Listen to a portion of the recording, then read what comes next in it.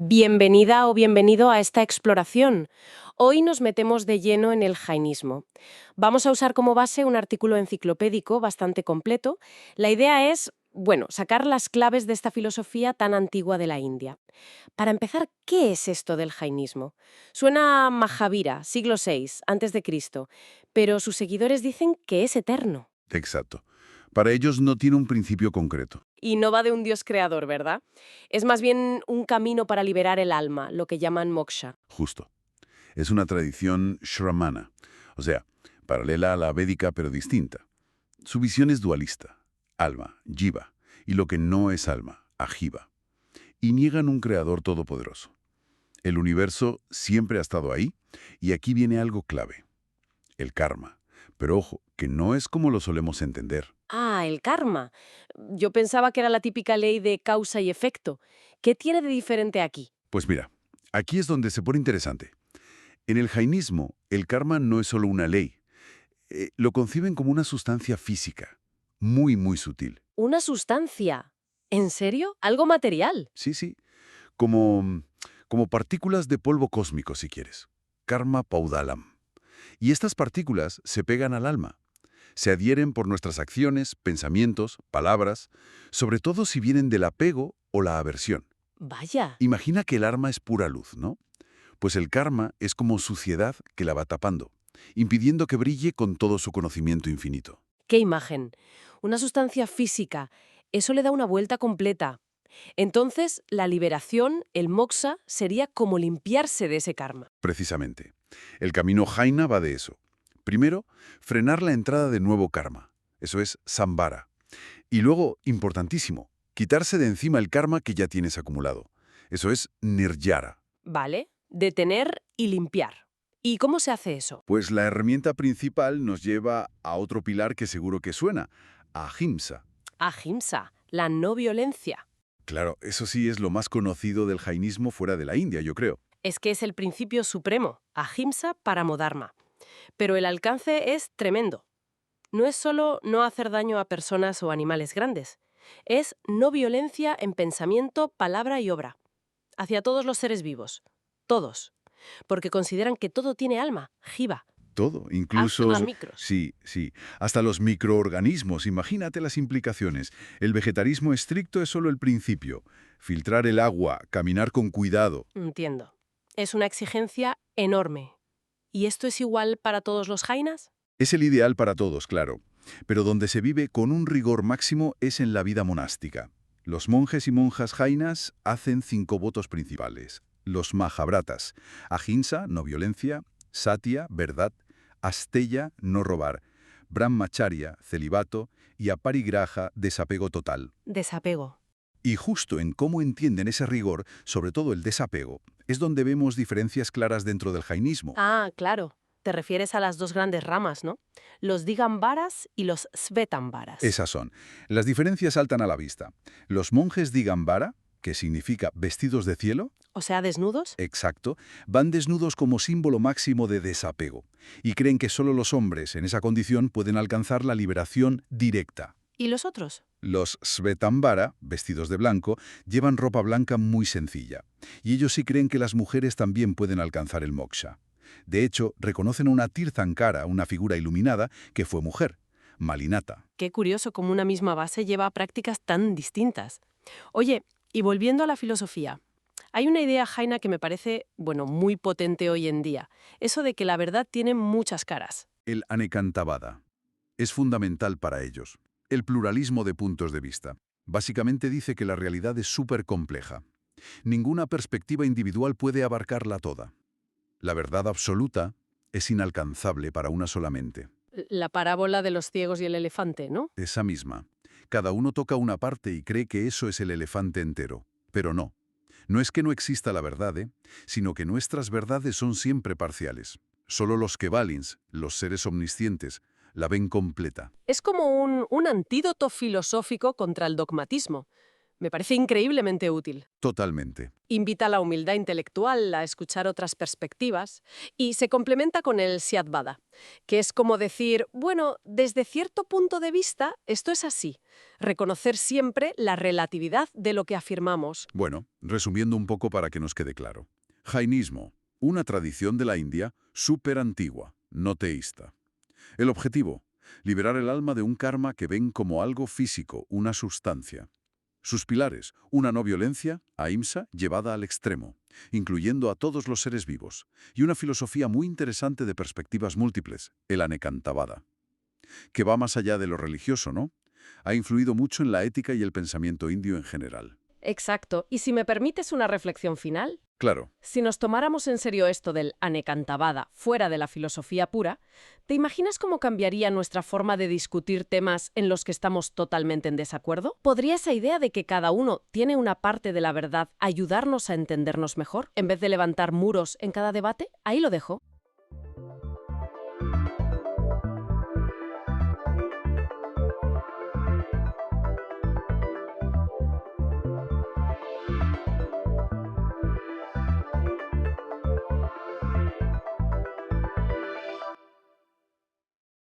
Bienvenidas y bienvenidos a esta exploración.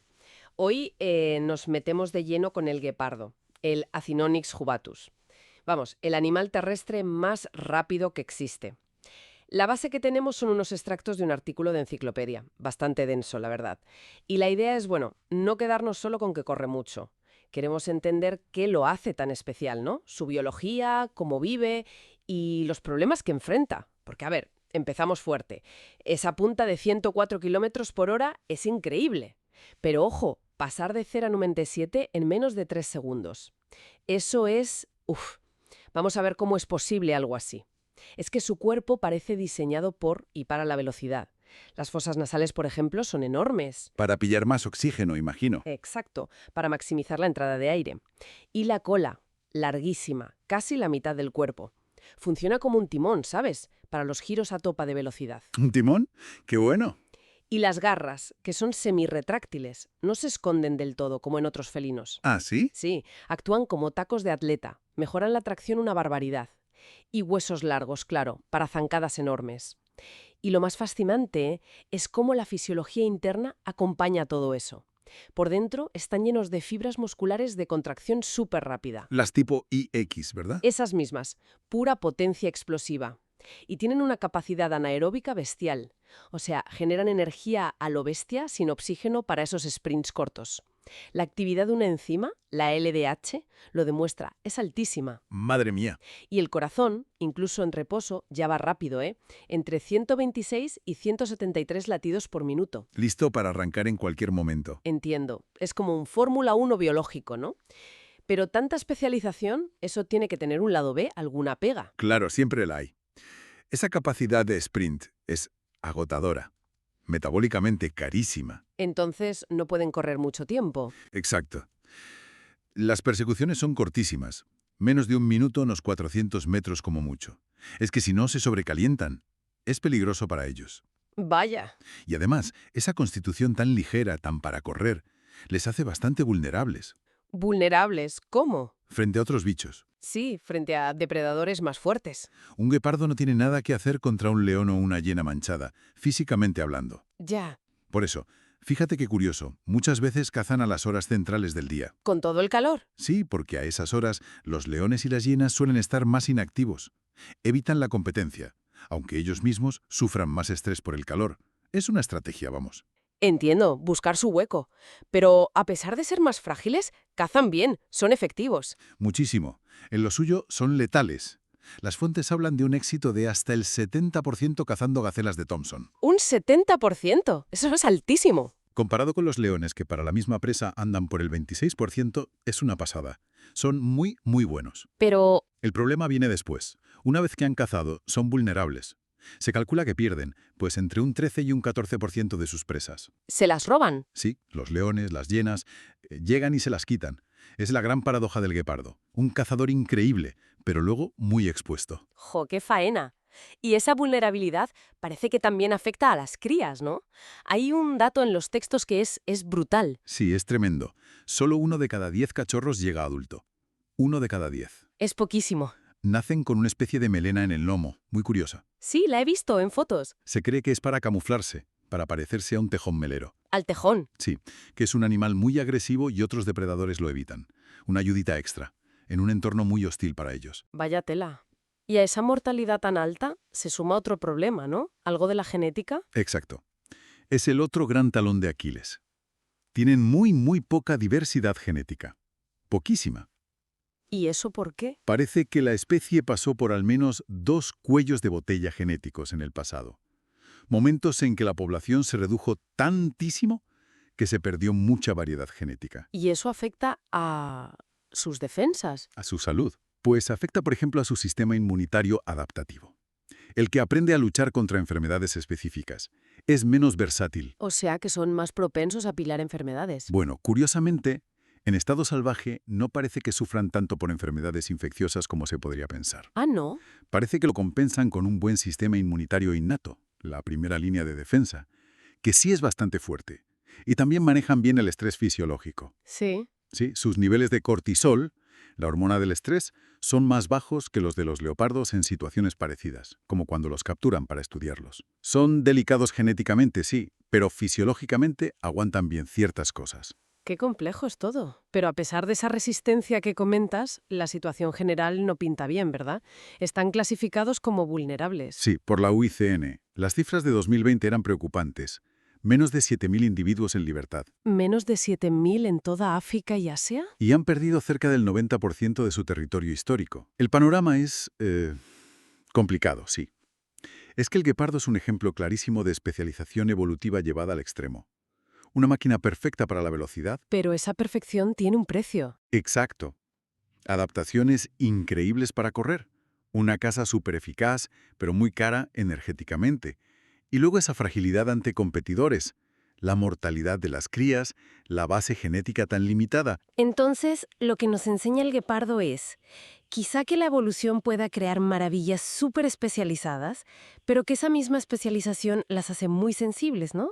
Sobre todo a los cambios rápidos como los que causamos los humanos. Totalmente.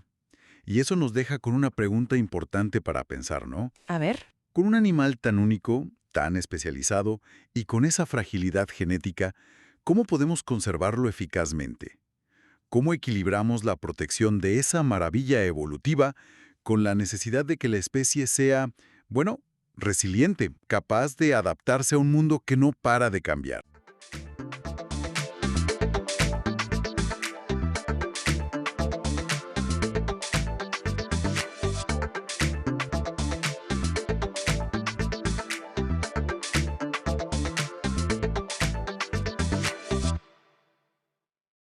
Hola, hoy nos metemos de lleno con una línea que, aunque imaginaria, define un montón de cosas en nuestro planeta, el ecuador terrestre. Eso es. Vamos a usar como guía un artículo de Wikipedia en español bastante completo. Y la idea es, pues eso, explorar qué es exactamente, qué lo hace tan particular y algunas curiosidades. Vale. Para empezar, lo básico.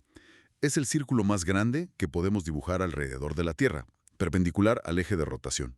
Divide el planeta en hemisferio norte y sur y su latitud es 0 grados. Y ya de entrada, un dato importante. Su circunferencia es enorme, unos 40.075 kilómetros. Casi nada. Pero, ojo, no es una línea sobre una esfera perfecta.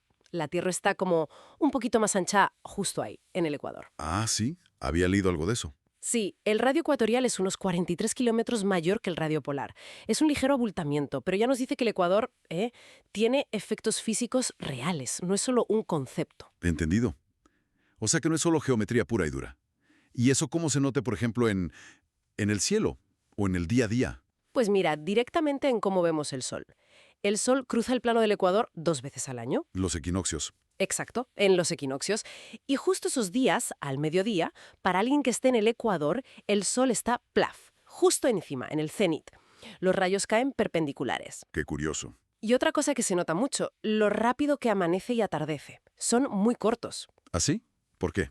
porque el Sol sube y baja siguiendo una trayectoria casi vertical respecto al horizonte. No hace esa curva larga que vemos en otras latitudes. Claro. Y eso me lleva a la duración del día.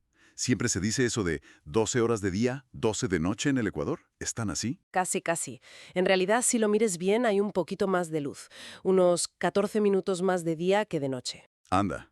¿Y eso? Pues por dos cosillas. Una es la refracción de la luz en la atmósfera, que hace que veamos el Sol un poco antes de que salga y un poco después de que se ponga. Como que curva la luz. Ajá. Y la otra es que medimos el día desde que asoma el primer rayito del Sol hasta que desaparece el último borde, no desde el centro del disco solar. Pero bueno, quitando eso, la duración es súper constante todo el año. Nada que ver con las variaciones enormes que hay más al norte o al sur. Vale, vale. Oye, y cambiando un poco de tema, pero siguiendo con la física, lo de lanzar cohetes desde cerca del Ecuador. Eso siempre me ha llamado la atención. ¿Por qué es mejor? Pues tiene todo el sentido del mundo, vamos. La Tierra gira, ¿no? Sí. Y esa velocidad de giro es máxima justo en el Ecuador. Es como estar en el borde de un tío vivo. Vas más rápido. Claro. Entonces, si lanzas un cohete hacia el este desde ahí, ya le estás dando un empujón inicial gratis. La propia velocidad de la Tierra te ayuda. O sea que ahorras combustible. Exacto.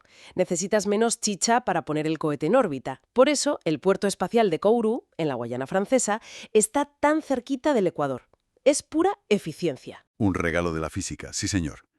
Y siguiendo con fuerzas que no vemos, ¿qué pasa con el campo magnético terrestre en esa zona? Pues mira, ahí es donde es más débil. Su intensidad es mínima cerca del ecuador geográfico. Ah, mira, Y además hay que distinguir entre el ecuador geográfico y el ecuador magnético. que no son lo mismo. No exactamente. El ecuador magnético es la línea donde el campo magnético es perfectamente horizontal, donde una aguja de una brújula no se inclinaría nada, y no coincide del todo con el geográfico.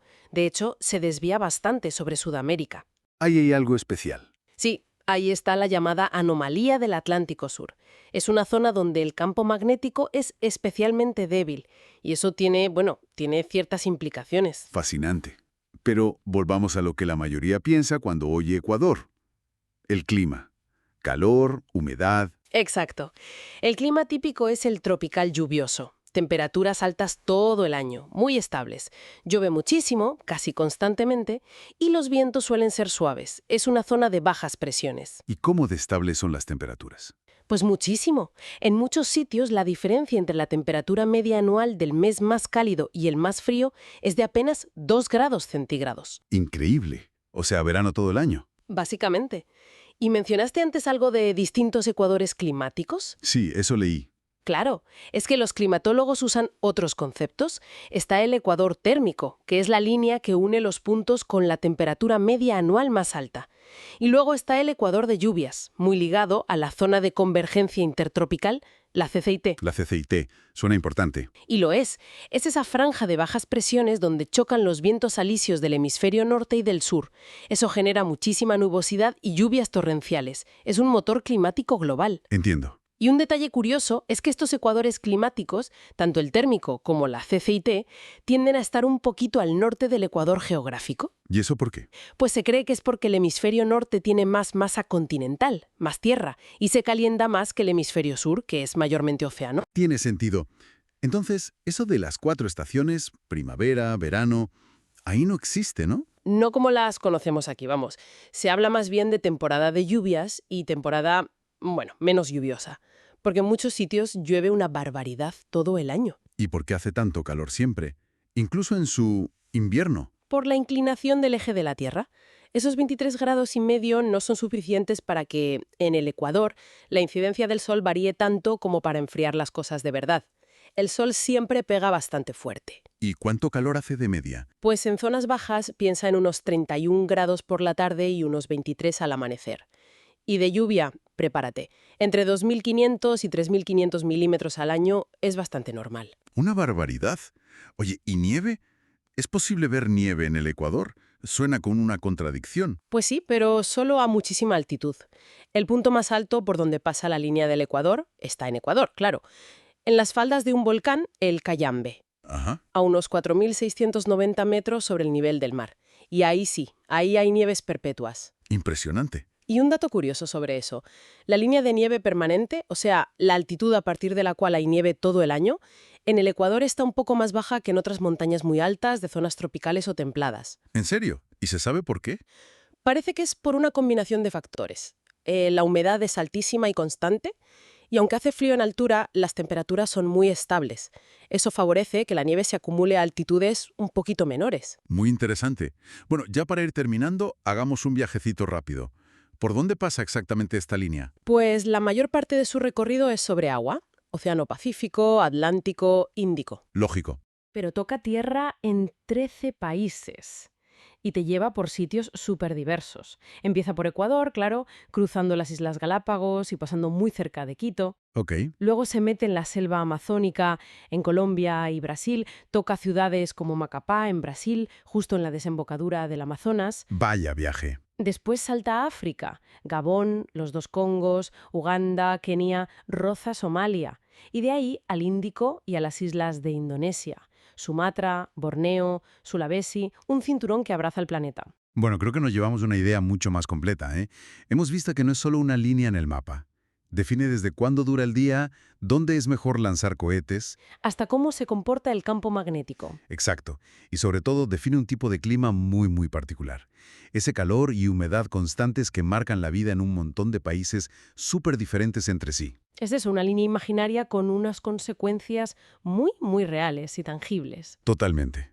Y bueno, para cerrar, dejamos ahí una pregunta en el aire, ¿no? Sabiendo que el Ecuador crea esta zona con condiciones tan únicas y tan constantes todo el año, ¿de qué maneras, quizás algunas que aún no entendemos del todo, esta persistencia ambiental podría haber moldeado de forma especial la evolución de la vida, de los ecosistemas y quizás incluso de las propias culturas humanas que han florecido a lo largo de este cinturón de la Tierra? Uf, eso da para pensar, desde luego.